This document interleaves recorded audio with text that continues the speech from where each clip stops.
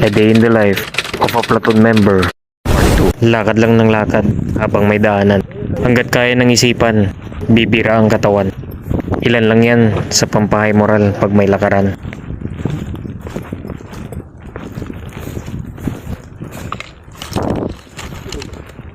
Malas yun yung tinatatas.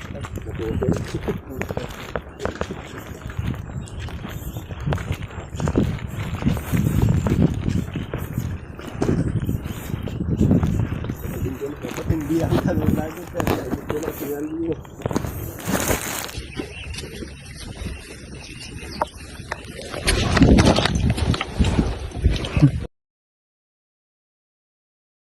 Sinali mo.